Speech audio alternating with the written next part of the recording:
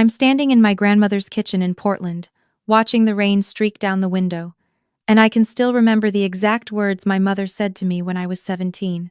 If you walk out that door to go to that art school, don't bother coming back. I walked out. That was 11 years ago, and I haven't spoken to either of my parents since. But before I tell you what happened when they showed up at my grandmother's will reading last month, you need to understand how I got here. My name is Sophie, and I grew up in Beaverton, Oregon, in a house where achievement was currency, and my older brother Daniel was the bank. Daniel got straight A's. Daniel played varsity football. Daniel got into Stanford on a full ride to study business. Daniel was perfect. I, on the other hand, spent my time sketching in the margins of my notebooks and teaching myself graphic design on our family computer after everyone went to bed. My parents didn't see it as talent. They saw it as distraction from what really mattered, which apparently was following Daniel's path exactly. When I was 16, I won a regional art competition. The prize was a portfolio review with a professor from the Pacific Northwest College of Art. I was ecstatic. My mother's response was to tell me I was wasting my time on hobbies when I should be studying for the SATs. My father didn't even look up from his newspaper, but my grandmother Clara noticed. She always noticed. Grandma Clara was my father's mother, and she was nothing like my parents. She had been a textile designer in the 70s, working for small fashion houses in San Francisco before settling in Portland. Her apartment was filled with fabric samples, vintage posters, and sketchbooks dating back decades. While my parents measured success in income brackets and prestige, Grandma Clara measured it in passion and persistence. The summer before my senior year, I told her I wanted to apply to art school. She didn't hesitate. "Then you apply," she said, pouring us both tea in her tiny kitchen. "And if they try to stop you, you come live with me." I thought she was being hypothetical. Senior year, I got accepted to Pacific Northwest College of Art with a partial scholarship. I needed about $15,000 for the first year to cover what the scholarship didn't. I had saved $3,000 from summer jobs. I went to my parents with a plan, a budget, everything laid out. My father looked at the papers for maybe 30 seconds. "We're not paying for you to doodle for 4 years." "It's not doodling," I said. "It's graphic design. It's a career." My mother crossed her arms. "Daniel is graduating Stanford this year. We have expenses. If you want to throw your life away on some artistic fantasy, that's your choice, but we won't fund it." "I just need help with the gap," I said. "I'll work part-time. I'll take out loans." "No," my father said flatly. "You'll go to Portland State like we discussed. Business degree, something practical. We'll pay for that." "I don't want a business degree." My mother's voice went cold. "Then I guess you don't want our support." That's when I said it.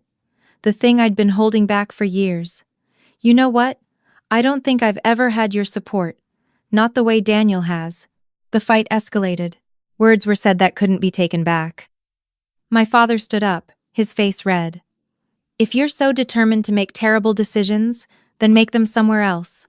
If you walk out that door to go to that art school, don't bother coming back." My mother nodded. "We're done enabling this." I looked at both of them.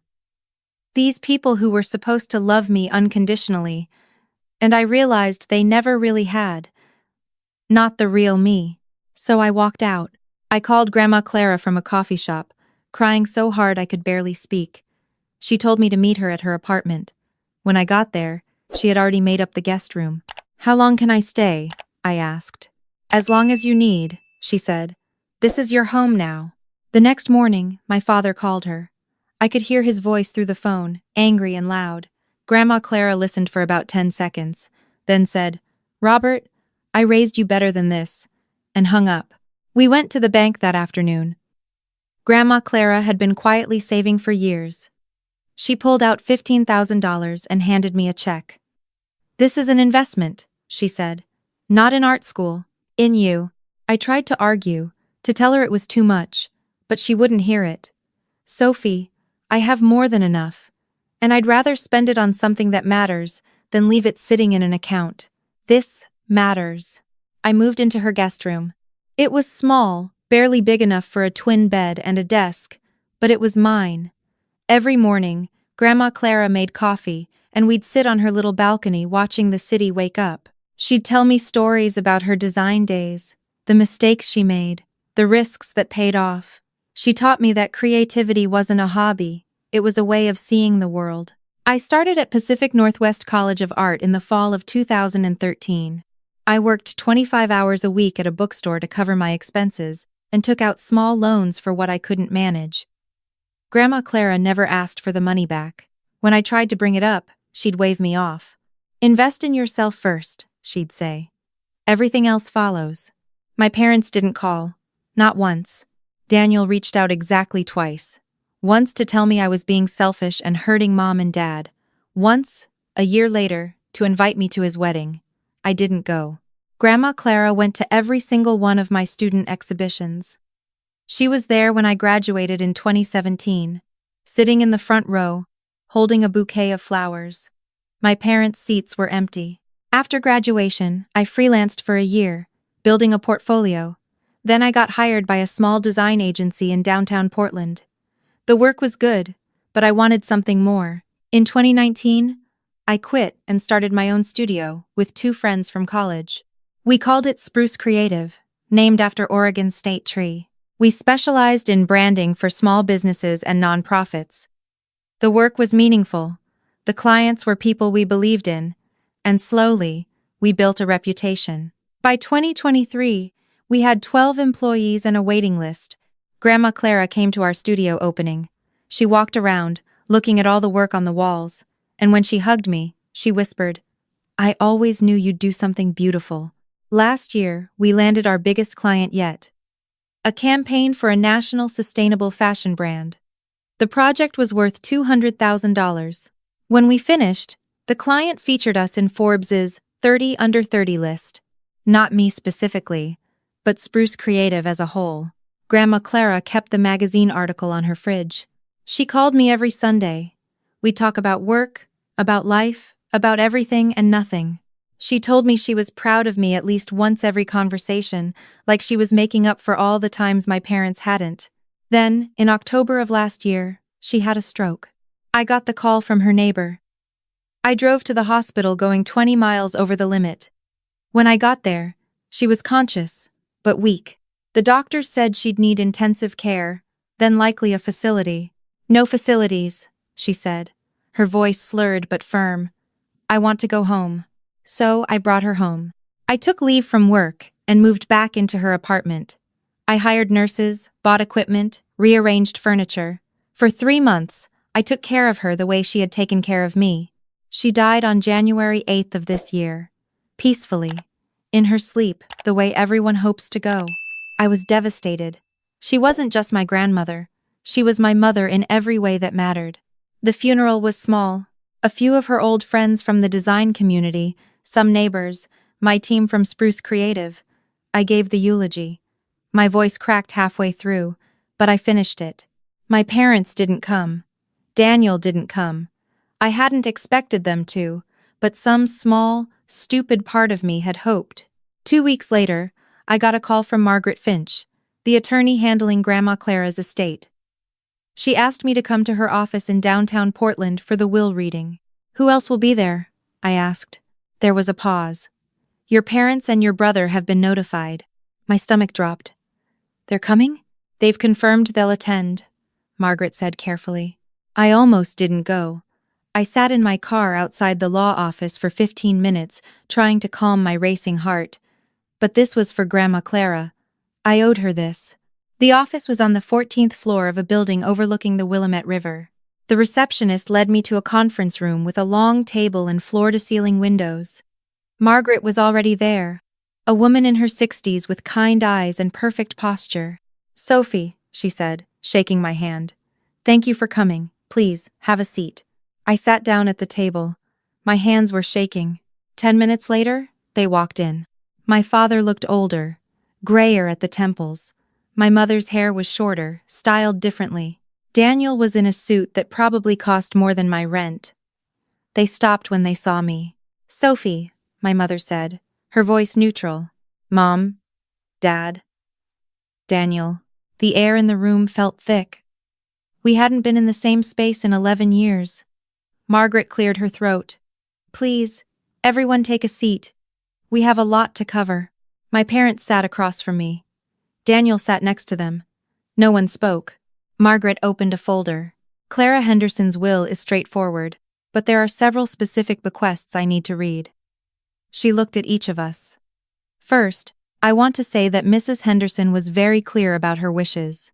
She updated this will last September, and she was of sound mind and body at the time.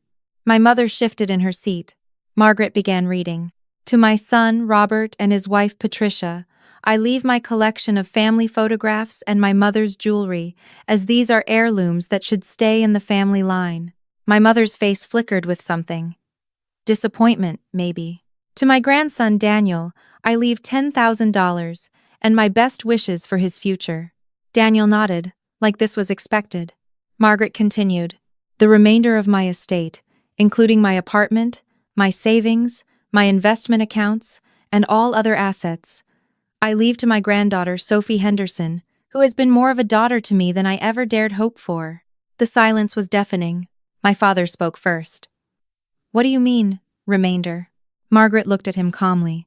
Mrs. Henderson's estate, after the specific bequests and taxes, is valued at approximately $1.8 million. I couldn't breathe. That's impossible, my mother said. Clara lived in a tiny apartment. She was a designer. Where would she get? Mrs. Henderson was very smart with her investments, Margaret said. She bought property in San Francisco in the 70s that she sold for significant profit in the 90s. She invested wisely and lived modestly. My father's face was red. This is ridiculous. Sophie abandoned this family.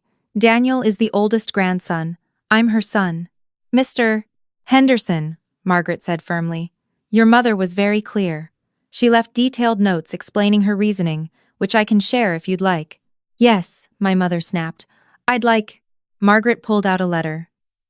This is in Mrs. Henderson's handwriting, dated September 15th of last year. She read aloud, To my son, Robert and Patricia, I love you, but I cannot in good conscience leave my life savings to people who turned their backs on their own daughter. You taught me that blood isn't thicker than water when you told Sophie she wasn't welcome in your home. You showed me that family isn't about biology when you chose pride over love. I tried to talk to you, to make you see reason, but you refused to even discuss it. So, this is my choice. I'm leaving my money to the person who loved me unconditionally, who visited me every week, who moved in to take care of me when I was dying. Sophie earned this, not through manipulation, but through simply being present. My mother's hands were clenched on the table. She was an old woman. Sophie probably convinced her. Mrs. Henderson anticipated this response, Margaret interrupted. Which is why she had a full cognitive evaluation done by 2 separate physicians last September. Both confirmed she was of sound mind. She also kept detailed journals and records of every visit, every phone call, every interaction she had with each of you over the past 15 years. She looked at my parents. According to her records, you visited her 4 times in 11 years. You called twice a year, on her birthday and Christmas. Sophie visited weekly, called every Sunday, and spent the last 3 months of Clara's life as her primary caregiver. The room was silent. Daniel spoke for the first time. Grandma barely knew Sophie. They only reconnected when Sophie needed money for that art school nonsense. I found my voice. I lived with her for 4 years during college. I had dinner with her every week after I graduated. She came to my studio opening, to every exhibition, to every milestone. Where were you? We were busy, my father said. We had lives, careers. So did I said. I made time. My mother's voice was shaking. You're really going to keep all of it? After everything we did for you growing up? I stared at her. What did you do for me, Mom? You paid for a house I wasn't welcome in. You funded a life that didn't include me unless I became someone I wasn't. We gave you 18 years. Grandma Clara gave me a home when you threw me out. She gave me love when you gave me conditions. She invested in my dreams when you called them worthless. My voice cracked. She showed up. You didn't. My father stood up abruptly. We're contesting this will. This is elder abuse. Financial manipulation. You can try, Margaret said calmly, but I should warn you, Mrs. Henderson was thorough. She has documentation, medical evaluations, witnesses. You won't win, and you'll spend tens of thousands in legal fees trying."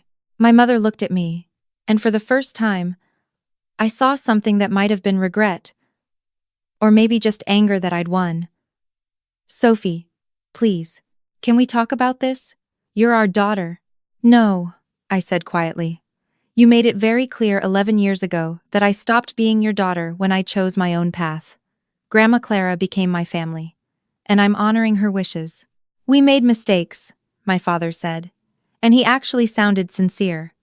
"We were too hard on you, but we can fix this. Family is family." I stood up. "You're right. Family is family.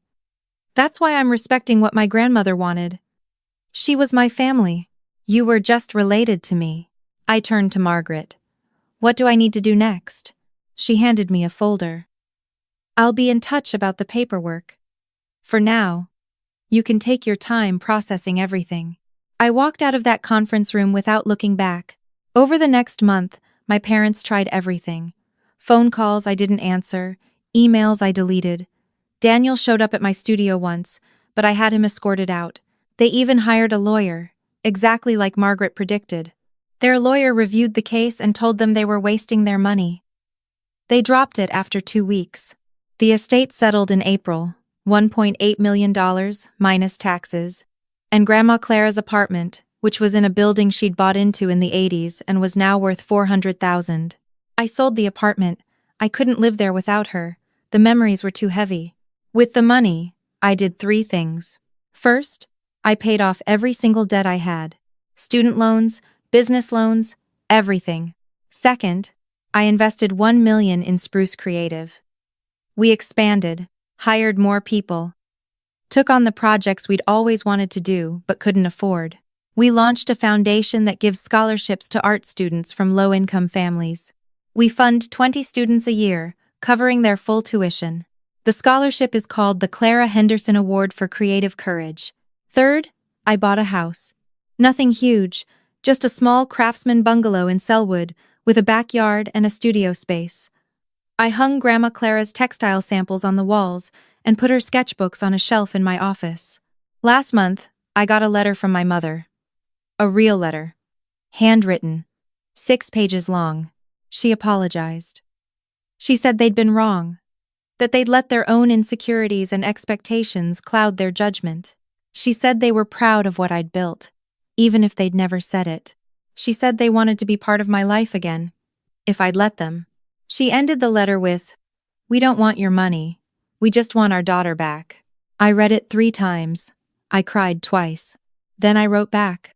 I told her that I appreciated the apology, but apologies don't erase 11 years. They don't erase being told I wasn't good enough.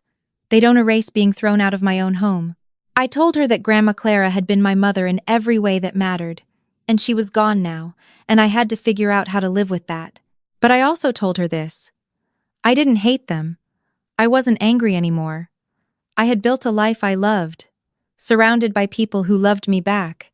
I had succeeded in spite of them, not because of them, and that was actually a gift. It taught me resilience. It taught me that family is what you make, not what you're born into. I told them that maybe, someday, we could have coffee. Talk like adults, see if there was anything left to salvage. But it would take time. Years, maybe. And it would have to be on my terms. I sent the letter last week. I don't know if they'll respond. Honestly, I'm not sure it matters. Because here's what I learned.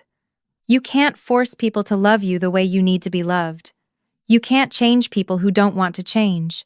All you can do is find the people who see you, really see you, and hold on to them with everything you have. Grandma Clara saw me. She saw a 17-year-old girl with a sketchbook and a dream, and she bet everything on that girl becoming something. And I did. Last week, Spruce Creative won a design award from the American Institute of Graphic Arts. I accepted it on behalf of my team, and in my speech, I talked about Grandma Clara. I told the whole room about how she took me in, how she funded my education, how she taught me that art isn't frivolous, it's essential. I ended with something she used to tell me. Create with courage, love without conditions, and never apologize for taking up space. The audience gave me a standing ovation. Afterward, a woman approached me. She was maybe 19, nervous, holding a portfolio. She told me her parents wanted her to study medicine, but all she wanted to do was design. She asked if I had any advice. I thought about Grandma Clara. About that check for $15,000. About every Sunday phone call, every studio visit, every moment she chose me when my own parents wouldn't. I told the girl to apply to the Clara Henderson Award. I told her that someone, somewhere, would believe in her. And if her parents didn't, that was their loss, not hers. She started crying. I gave her my business card and told her to email me. 2 days ago, I got an email from her. She applied for the scholarship. She got it. She's starting at Pacific Northwest College of Art in the fall. I keep Grandma Clara's letter on my desk now, the one Margaret read at the will reading. Sometimes, when I'm having a hard day or doubting myself, I read the last line. Sophie earned this, not through manipulation, but through simply being present. Being present. That's all it ever was. I showed up for her, and she showed up for me. That's family. My parents finally learned that lesson. It just took them losing $2 million and their mother to figure it out. As for me, I'm good. Better than good. I'm exactly who Grandma Clara always knew I could be.